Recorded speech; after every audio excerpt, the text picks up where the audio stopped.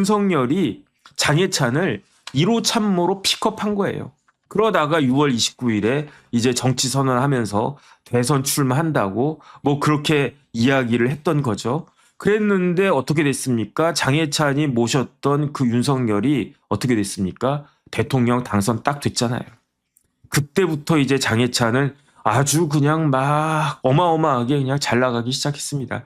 그래서 기억이 나네요. 그때 장해찬이 그때 뭐 굉장히 그냥 아주 그냥 막 날라다녔던 것 같아요. 제 기억에도. 요즘도 그런지 모르겠는데 그때는 이제 장해찬이 딱 오면요. 옆에 이렇게 수행하는 장해찬보다도 더 젊어 보이는 그런 친구들도 있었고, 그다음에 제 기억에 슈퍼카는 아니었고 카니발 타고 있었던 것 같은데 이렇게 뒷자리 딱 앉아가지고. 어쨌든 왜 그랬느냐? 윤석열 대통령이 2022년 3월에 당선되고 5월에 취임하고 그리고 난 다음에 7월에 청년재단 이사장으로 장해찬을 임명했어요. 2022년도면은 장해찬이 88년생이니까 몇 살입니까? 34살 때였다고요. 34살이니까 청년재단의 이사장을 시킨 거예요. 뭐 청년이니까 시켰다 그러면 할 말은 없는데 그 이전에 청년재단 이사장 했던 분들에 비하면은 굉장히 파격적이었던 거죠. 그런데 그럼에도 불구하고 그렇게 파격적으로 생각되지 않았던 게 윤석열 대통령의 1호 참모 최측근, 어쨌든 그런 타이틀이 있으니까. 그러면서 그때부터 뭐라고 이야기했냐면, 근데 2022년도에 어떤 일이 있었습니까? 윤석열 대통령이 이준석 대표를 쫓아냈잖아요. 쫓아냈는데 뭐 저도 뭐 그때 뭐 그런저런 이야기했던 기억이 나는데, 그때 장해찬이 뭐라고 이야기했느냐? 장해찬은 이준석을 라이벌로 생각했던 것 같아요. 어떤 라이벌? 80년대생 라이벌. 그래가지고 이준석 전 대표를, 그때는 이제 이미 쫓겨났을 때니까 2022년도에 쫓겨난 이준석에 대해서 뭐라고 이야기했느냐? 이준석 전 대표 편에 서 있는 청년들은 사회생활 경험 없이 정치권을 어슬렁거리는 청년들을 비하하는 말인 여의도 두시 청년 그 자체다. 이런 이야기를 했어요. 그러니까 이준석을 쫓아다니는 애들이 있단 말이에요. 젊은이들, 뭐 80년대 이후에 태어난 사람들. 그런데 장해찬이, 그 청년재단 이사장 장해찬이 그 친구들을 보고 비아냥거린 거예요. 저런 애들을 보고 뭐라고 이야기하느냐.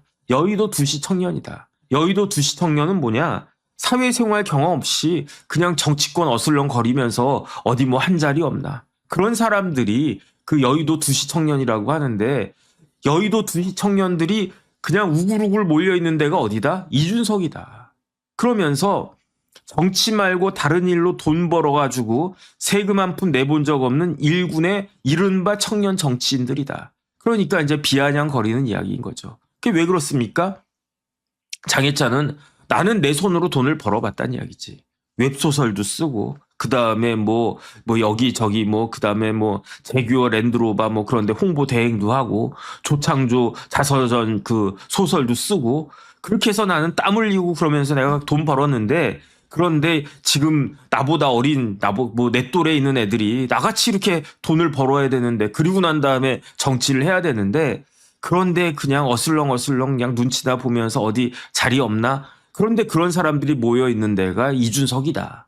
그런 이야기를 2022년도에 그 SNS에다가 올렸는데, 그건 왜 그렇겠습니까? 장해찬은 자기가 80년대생의 선두주자라고 생각을 했었던 것 같고, 그런데 80년대 정치인의 선두권은 누구였느냐? 이준석 대표니까.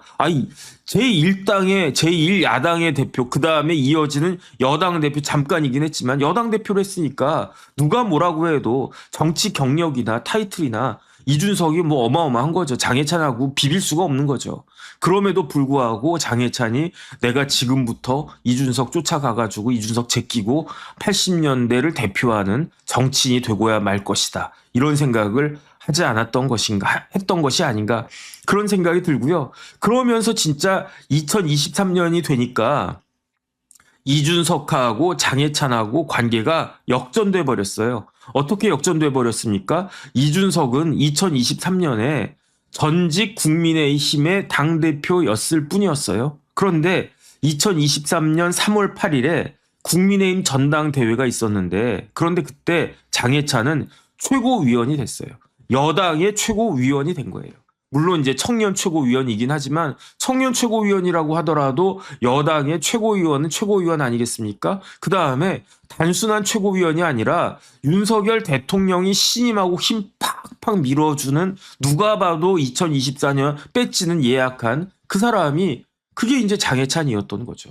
거기에 비해서 이준석은 어땠습니까? 전직 여당 대표이긴 했는데 지금 눈 밖에 나가지고 국민의힘에서 쫓겨났어. 그리고 난 다음에 2024년에 이준석이 국회의원 될 거라고 생각했던 사람이 누가 있었겠습니까? 마이너스 3선 그랬지. 근데 장해찬은 누가 보더라도 지금 그 여당의 청년 최고위원 거기에다가 국회의원 배지는 그야말로 따놓은 당상 이런 일이 2023년 그 3월에 딱 있었던 건데 이게 또 반전이 일어나요. 어떻게 반전이 일어났습니까? 2024년 3월 15일까지는 장해찬의 입지가 탄탄했어요. 2024년. 왜 그랬느냐? 2024년 2월 28일에 공천이 딱 나왔어요. 공천이 순차적으로 이제 공천이 발표가 됐는데 2월 28일자 공천자 명단에 누가 있었느냐? 부산 수영의 장해찬이 2024년 2월 28일자 공천자 명단에 장해찬이 들어가 있었어요. 당연한 거지. 대통령이 아끼는 사람인데 그 다음에 젊은이가 해야지. 나이 많은 586들은 다 물러거라. 저는 그 생각하거든요. 근데 그 다음에 더군다나 2월 28일까지는 국민의힘이 이긴다고 그랬습니다. 국민의힘이 160석 이야기했었어요. 또 이야기하지만 장성민 후보가 스스로 이야기했었습니다. 장성민이 안산에서 출마했었는데 안산에서 나도 이긴다. 그러면 160석 넘어간다. 그랬었어요. 그러다가 3월 초에 분위기가 급 반전하잖아요. 그러면서 어떤 일이 벌어졌습니까? 도주대사, 대파 사건, 그 다음에 의료 그거는 4월 달이었던 것 같은데. 그러니까 그 국민의힘이 그야말로 그냥 막 어마어마하게 그냥 순식간에 허물어지기 시작하는데 그러니까 어떻게 됐느냐. 그러니까 그때 이제 또 이제 민주당 쪽에서 막말 이야기 딱 나오고 하니까 국민의힘에서도 안 되겠다. 그러면서 민주당에서 뭐라고 이야기했냐면 우리만 막말했냐? 니네도 막말 있잖아. 누구? 장해찬. 장해찬이 뭐라고 이야기했냐면 2014년도 페이스북에다가 뭐라고 이야기했냐면 글을 올렸어요. 장해찬이. 2014년도면은 2024년에 10년 전이었다는 이야기입니다. 2014년도면요. 장해찬이 26살 때였어요. 막 그때 웹소설 쓰고 강남하타 쓰기 직전이고 강남하타가 2015년 4월부터 썼다라고 그랬으니까 그 전에 뭐라고 했죠? 무슨 무인 검제 청운적하고 이런 거 쓰는 묘제 그 장해찬이 SNS에다가 페이스북에다가 글을 썼는데 어떤 글을 썼냐면 매일 밤 난교를 즐기고 예쁘장하게 생겼으면 남자든 여자든 가리지 않고 집적되는 사람이라도 맡은 직무에서 전문성과 책임성을 보이면 프로로서 존경받을 수 있는 사회가 건강한 사회이지 않을까? 이런 글을 썼는데 이거를 막말이라고 했다는 거죠. 그 다음에 그 강남 화타에서 어떤 연예인을 갖다가 딱 보면 어떤 연예인 딱 떠오르는데 그 연예인 관련해서 좀 부적절한 이야기를 소설로 이렇게 막 썼다. 그런저런 이야기가 딱 나와 있었는데 사실은 그때도 그렇고 지금도 그렇고 이 정도 가지고 공천을 취소하는 게 맞나 저는 잘 모르겠습니다. 제가 그때 비대위원장이었으면 이 정도 말 가지고 이거를 막말이라고 해가지고 공천 취소하지는 않았을 것 같아요. 그러니까 전 어떤 생각이 드냐면 장해찬 관련해서 이렇게 막말 외에 다른 뭔가 고려한 게 있지 않았을까? 그냥 추측만 하는데 저는 그런 비하인드 스토리는 전혀 모르는데 그런데 그렇게까지 이게 그래가지고 장해찬 하면 난교 예찬 이런 이야기 나왔었는데 제 생각에는 이 정도 말 가지고 이게 그렇게 나쁜 말인가? 어쨌든 사생활이 엉망이라고 하더라도 맡은 직무에서 전문성과 책임성 보이면 프로로서 인정받을 수 있는 거지 아니 제가 아는 사람 중에도 사생활이 엉망인데 돈 엄청나게 벌고요. 그 다음에 뭐다 제가 말을 굳이 못하겠지만 그런 사람들이 있거든요. 그 다음에 역사적으로 봐도 뭐 위인이라고 했던 사람들 중에 사생활이 개판인 사람들, 난장판인 사람들이 뭐 한두 명이었습니까? 연산군만 그렇게 뭐 난장판이었습니까? 이른바 성군이라고 일컬어지는 동서고금의 많은 그 유명한 사람들도 사생활 까보면요 이상한 사람들 되게 많았거든요. 그러니까 이 이야기가 뭐 잘못된 거가 저는 그렇게 생각을 하는데, 근데 이게 문제가 되기 시작했어요. 그러니까 3월 12일에 2월 28일에 공천받은 장해찬이 3월 12일에 페이스북에다가 사과문을 올렸어요. 부끄럽습니다. 하지만 그때는 철없는 20대였습니다. 한 번만 봐주세요. 저 국회의원 해야 됩니다. 그랬는데 3월 16일에 한동훈 비대위원장이 공천을 날려버렸어요. 그 다음에 그 자리에 그 서울대 법대 출신의 동아일보에서 아주 그 최고위직까지 올라갔던 정현욱 의원을 공천하지 않았습니까? 그러니까 장해찬이 확 열받아가지고 그러면서 그때도 그 이야기 했던 것 같아. 대통령이 나보고 무소속 출마라고 하신다 뭐 그런 이야기 했던 것 같은데, 그러면서 3월 18일에 국민의힘을 탈당하겠습니다. 저는 무소속으로 출마해서 반드시 당선돼서 돌아오겠습니다라고 했는데 뭐 돌아오기는 뭐. 그래가지고 어떤 일이 벌어졌느냐. 무소속 출마를 했는데 이때부터 장해찬이 쭉쭉쭉 나락을 간 것 같아요. 2021년 5월에 윤석열 후보 만나가지고 그냥 거의 뭐 2021년이니까 22년, 2023년, 2024년 거의 한 3년 천하 정도 했었네. 3년 가까이 장해찬 주목받는 청년 정치인으로서 윤석열 대통령을 당선시킨 젊은 정치인으로서 그 다음에 청년재단 이사장에다가 청년 최고위원 여당의 그 기세 등등한 정권 초기 여당의 그 청년 최고위원 하면서 드디어 이제 공천까지, 그것도 부산에서 받은 장해찬이었는데 이렇게 상한가를 치고 있었는데 갑자기 공천 받자마자 나락으로 뚝 떨어졌네요. 그래서 어떤 일 벌어졌습니까? 출마를 했어요. 4월에 그 선거를 했는데, 총선을 했는데 몇 등 했습니까? 2등도 아니고 3등 했어요. 장해찬이 자기가 이긴다라고 그랬었어요. 내가 당선된다. 대통령이 내 뒤에 있다. 그렇게 이야기하면서 당선된다 그랬었는데 결론은 어떻게 됐는가? 1등은 누구였느냐? 장해찬 대신에 공천을 받은 정현욱 의원이 1등으로 당선이 됐고, 2등은 누구였냐면 2등은 그 민주당 후보가 2등을 했어요. 민주당의 유동철 후보라고 하는 사람이 민주당 공천을 받았는데 유동철이 2등. 장해찬은 몇 등이었느냐? 3등을 했거든요. 장해찬의 득표율이 몇 %였냐면 아깝게 9.18%였어요. 9.18%. 왜 9.18%가 아깝습니까? 10% 이상이 되면 쓴 돈의 절반을 돌려받아요. 15% 이상이 되면 쓴 돈의 100%를 돌려받는다고요. 그런데 장해찬은 0.82%가 부족해가지고 떨어진 것도 억울한데 쓴 돈을 한 푼도 돌려받지 못하게 된 거예요. 그래서 아마 이때 정치는 현실이구나. 그 다음에 만약에 국민의힘의 분위기가 좋았으면 장해찬이 됐을 수도 있었겠지. 왜 됐을 수도 있었겠습니까? 만약에 국민의힘하고 민주당하고 삐까 하다 그러면 예찬이 억울하다. 그 다음에 대통령이 뒤에서 이렇게 뭐 크게 쓸 사람이다 했으면 장해찬한테 몰아줬을 수 있는데, 부산에서는 아마 굉장히 위기의식 갖고 있었을 거예요. 이러다가 국민의힘 망한다. 거기에다 국민의힘이 백석 무너지면 어떻게 된다? 그러면 뭐 그야말로 뭐 개헌도 이루어지고 뭐 별별 일 다 이루어지지 않겠나 해가지고 막판에 부울경에서 그냥 몰아줘가지고 108석 얻은 거잖아요. 어떻게 보면 그 유탄을 장해찬이 맞았는데, 그 장해찬이 그 유탄을 맞은 게 당락도 당락이지만 10%도 못 얻는다라고 하는 게 사실은 장해찬한테 아주 그냥 치명적인 그러한 일이 아니었는가, 그런 생각이 듭니다. 그래서 2024년에 2월 28일에 공천 받았는데 3월 16일에 공천 취소되고 4월 총선에서 낙선도 하고, 그래가지고 아마 풀이 그냥 기가 폭 죽고 그냥 풀이 죽고 아마 그랬을 겁니다. 그러다가 거기에다가 엎친 데 덮친 격으로 어떤 일이 벌어졌습니까? 2024년 12월 3일에 그래서 그때 윤석열 대통령이 장해찬을 무슨 디지털 비서관인가 무슨 비서관 쓴다고 그러지 않았나? 근데 비서관으로 아마 안 썼나 그것까지 제가 확인 못 하겠습니다.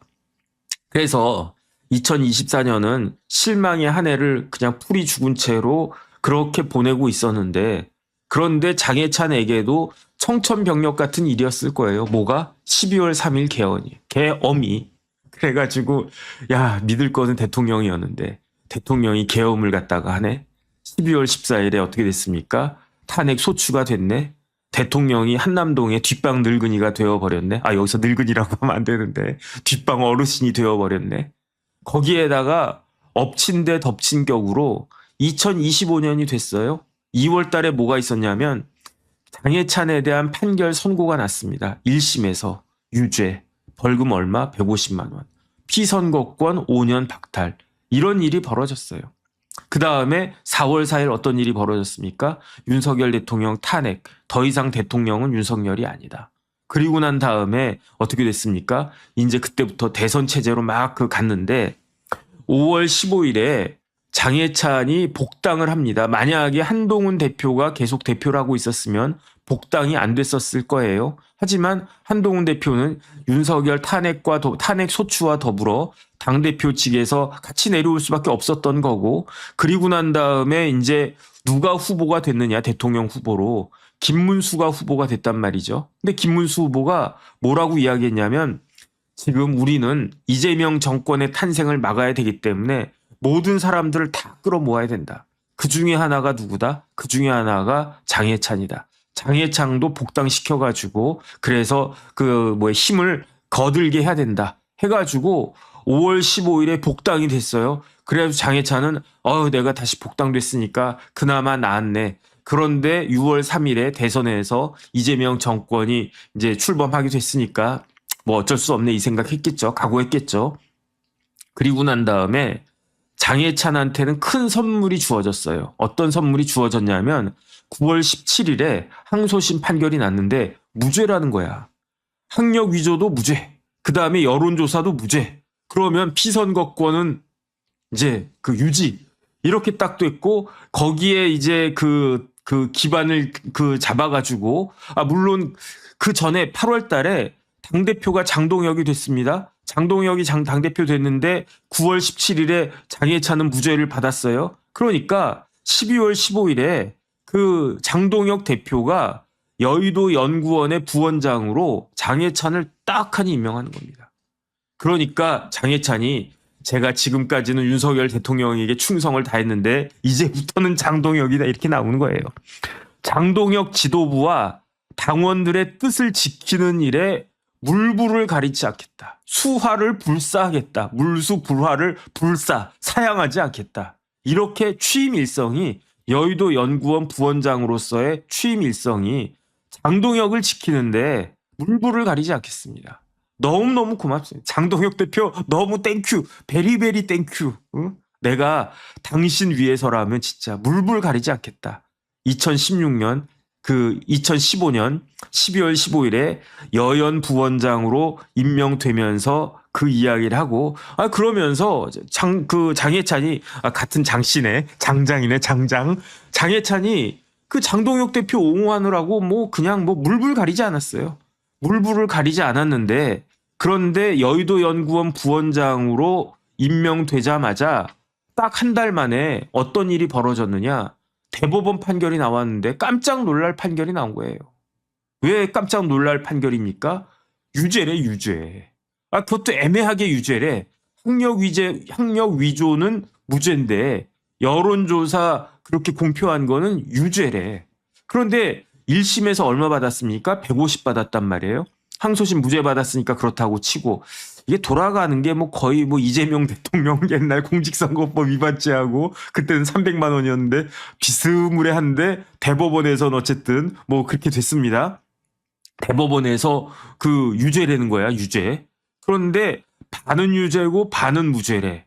그러면 장해찬 생각에는 야 1심에서 150인데 반반이었으니까 이게 뭐야 치킨도 뭐야 후라이드 반 양념 반 한 것처럼 이것도 반반 무죄니까 반반 유죄 무죄니까 그 벌금 75만 원 나올래나 이렇게 기대를 했을지 모르겠는데 3월 26일에 벌금이 150이 떨어진 거예요. 1심하고 똑같은 벌금이 떨어진 거예요. 이거는 대법원과도 바뀌지가 않는단 말이죠. 그러니까 어떻게 됐느냐. 그냥 장해찬의 피선거권은 박탈이 되고 여의도 연구원 부원장 측도 그냥 저냥 이제 사퇴할 수밖에 없었고 그랬다는 겁니다. 근데 제가 봤을 때는요. 장해찬이 실수한 거야.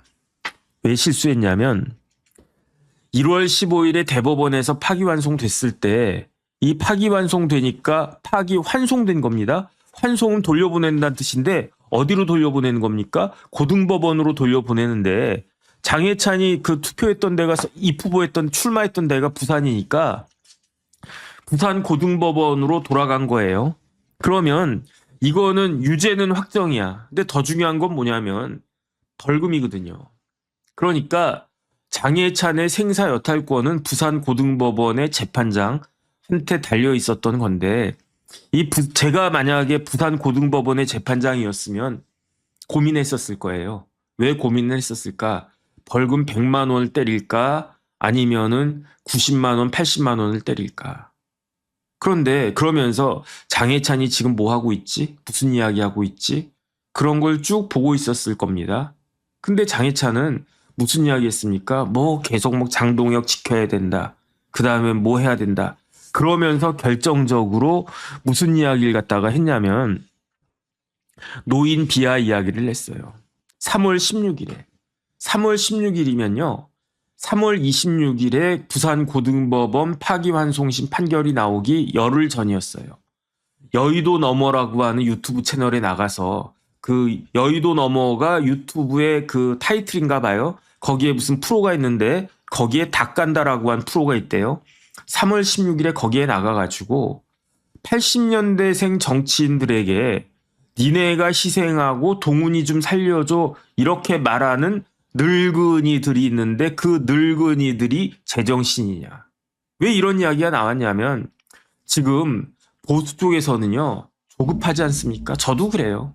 그런데 이걸 어떻게든 보수를 살려내려면 3명이 연대를 해야 된다. 그 3명이 연대를 해야 되는데 그 3명에 누가 들어있습니까? 다 숫자입니다. 5. 두 번째 숫자 2. 세 번째 숫자 1. 521. 521번. 버스 이름 같은데. 521 연대를 해야 된다. 그 521은 누굽니까? 오세훈, 이준석, 한동훈. 이 세 사람이 서로 싫더라도 서로 각각의 캐릭터가 있더라도 정치는 대의를 위해서 하는 거 아니겠습니까? 정치를 돈 벌려고 합니까? 물론 그런 사람도 있어요. 그런 사람은 나쁜 사람이고. 돈 벌려면 오세훈, 한동훈은 변호사 하세요. 왜 변호사하면 돈 훨씬 더 잘 벌지. 이준석은 사업해. 돈 벌려면. 정치할 거면은 대의 명분을 위해서 정치를 하는 거지 무슨 돈을 벌기 위해서 정치를 하겠습니까? 그러니까 조갑재 선생이나 양상훈 주필, 조선일보 주필인데 조선일보 기자들한테 제가 물어보니까 조선일보에서 글을 제일 잘 쓰는 기자가 그 칼럼 제일 잘 쓴 사람이 2명 있대요. 한 명은 양상훈이래. 또 한 명은 누구지 얘기 안 해. 다음번에 그분 하게 될 때면 그분 이야기 하겠습니다. 근데 조선일보 기자들이 인정하는 그 글을 잘 쓰는 그러니까 주필까지 됐지.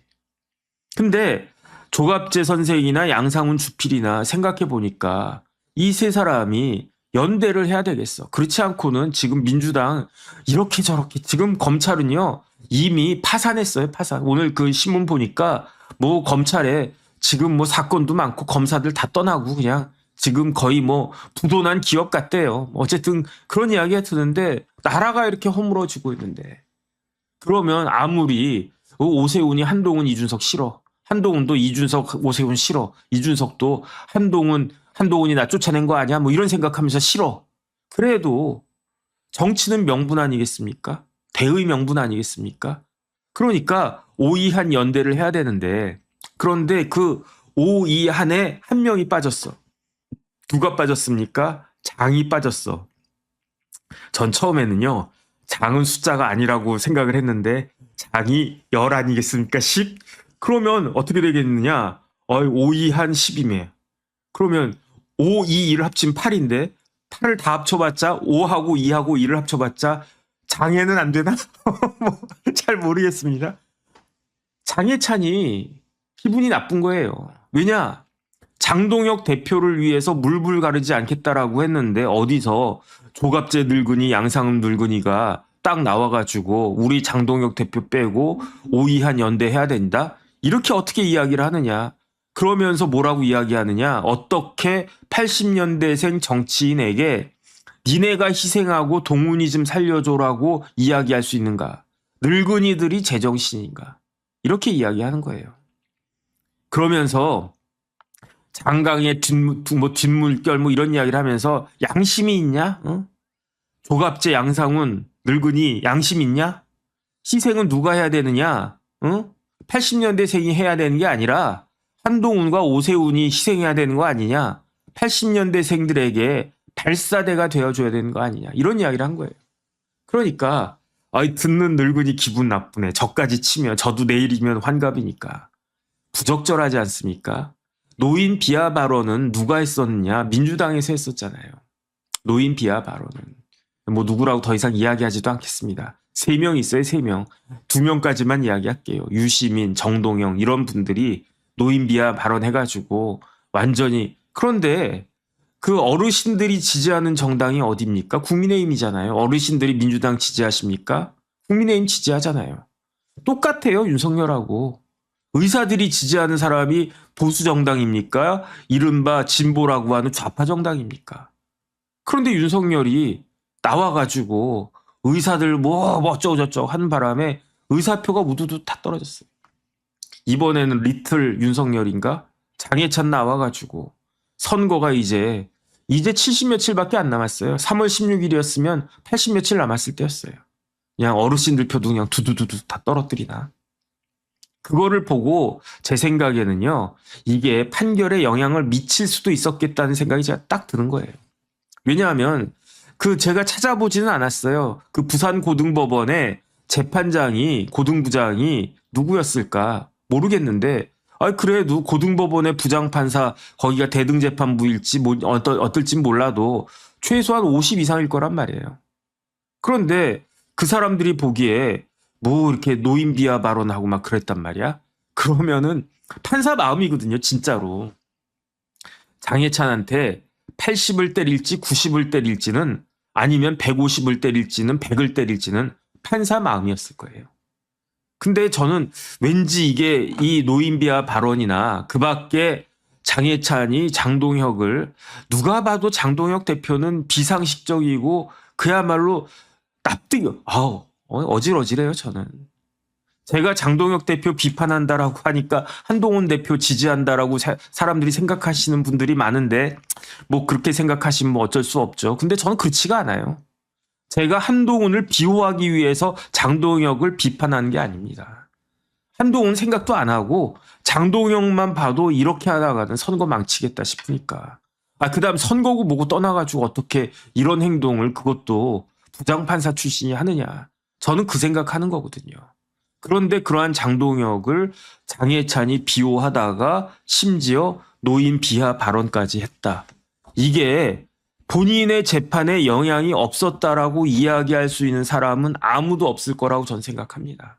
없었을 수도 있어요. 없었을 수도 있는데, 물론 그때 재판장님은 그 장해찬이가 이런 이야기 해가지고 150만 원 때린 거죠, 이렇게 이야기하면 무슨 소리야, 나는 그런 거 신경 안 쓰고 나는 신문 기사도 안 봐, 그냥 기록만 보고 장해찬이 이러이러하게 하고, 그 다음에 대법원에 파기환송심 그 취지를 딱 봤을 때 150만 원이 적당하다라고 해서 나는 판결을 한 거야 라고 이야기할 거예요, 그 고등법원의 재판장은. 근데 왠지 저는 그런 생각이, 저 같았으면 그랬을 거니까. 그러니까 네가 판사 못 됐다라고 이야기하면 뭐 맞습니다. 저는 뭐 어쨌든 뭐 그렇게 됐던 겁니다. 어쨌든 그런 생각이 들고요. 그래서 그냥 저기 누구야 그 원래는 판결문을 쭉 그 소개시켜 드리려고 그랬는데 왜냐하면은 네덜란드의 마스트리히트 그 국립음대 음악학사 과정을 중퇴했다라고 쓴 게 잘못된 거다. 주의도 응용과학대 음악학부 중퇴한 거다. 이게 맞다. 뭐 이렇게 이야기했는데 그럼에도 왜 불구하고 왜 무죄냐. 국내 정규 학력은 학교명을 기재하도록 되어 있는데 외국 교육 과정은 교육 과정만 기재하면 되니까 그러니까 이거는 무죄다 이렇게 이야기를 그 대법원까지 판결이 나왔던데 제 개인적인 생각으로는 석연치는 않습니다. 그런데 만약에 그 장해찬이 내가 하버드 대학 나왔다. 하워드 대학을 나왔는데 하버드 대학 중퇴했다 그랬으면 이것도 유죄가 됐었을 것 같아요. 제 생각입니다. 근데 이제 판사님들은 마스트리히트나 주의드나 그게 그거지 뭐. 마스트리히트?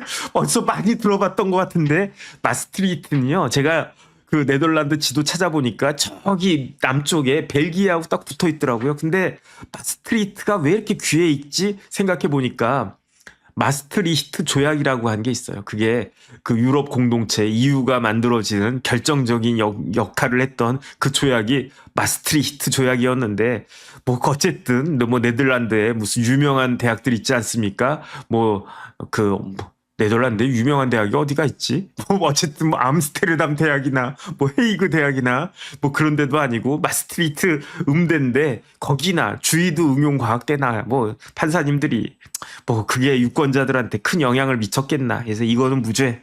근데 여론조사는 마치 자신이 실질적으로는 지지율이 27.2%밖에 안 됐음에도 불구하고 지지자들 당선 가능성 응답 86.7% 이렇게 딱 써놓은 게 이게 장해찬이 86% 지지야? 이렇게 유권자들을 그 오해할 수 있는 현혹할 수 있는 그런 가능성이 있으니까 이거는 항소심 무죄에도 불구하고 이거는 유죄. 그래서 요것만 가지고 징역 벌금 얼마? 150 이렇게 떨어져 가지고 장해찬은 눈물을 머금고 5년 동안은 어떤 선거에도 출마하지 못하게 됐습니다. 근데 가능성은 있어요. 어떤 가능성이 있느냐? 뭐 예컨대 이재명 대통령이 잘 이렇게 봐주셔가지고 그래가지고 장해찬이 한번 쓸만한데 야 김상욱이처럼 넘어와 들어와 그럼 뭐 해준다? 사면복권 해준다. 그럼 어떻게 된다? 2028년 총선에 출마할 수 있을 것이다.